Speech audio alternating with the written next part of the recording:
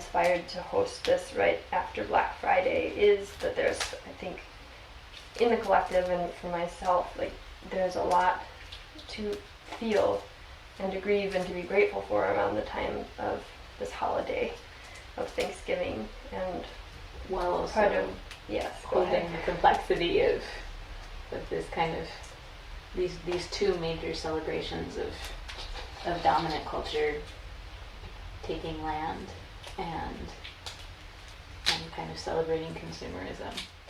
Yeah, I'm really learning what it means to be of a lineage that has been disconnected from right relationship to the earth for so long, and that carries such harm and such impact.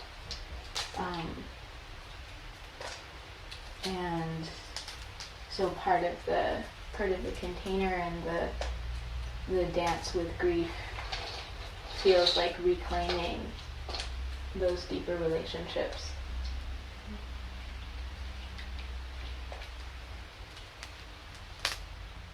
This is a really pretty one. What are we doing? Yeah, we do. We're processing acorns. We smashed them in a bag, very advanced method. And we're going to be leaching the tannins out of them, and this will be part of our potluck meal. Acorns have been a staple food for humans on every continent that there are oak trees, which is most continents. So they're both a staple food of colonizers and of indigenous peoples of this continent that we're on. So there's something about oaks and their fruit that feel they have something to tell us about repairing harm and returning to our own threads of ancestry. Starting to come into an awareness of the different threads of ancestry I carry, and not just kind of define myself by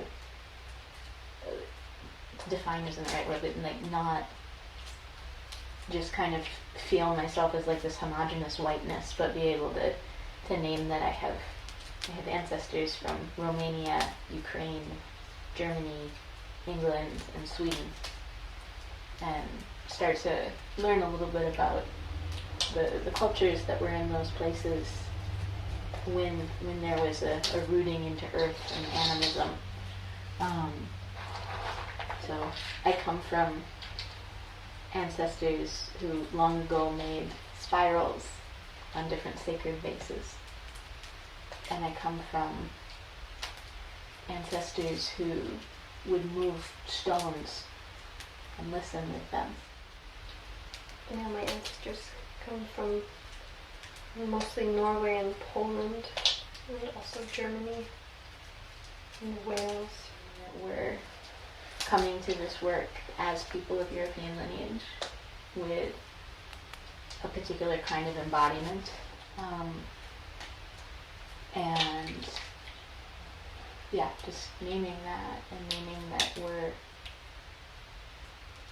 we're open. We want to step into that complexity and also make sure that it feels like a safe space or a brave space, like the word brave instead of safe, that isn't perpetuating harm.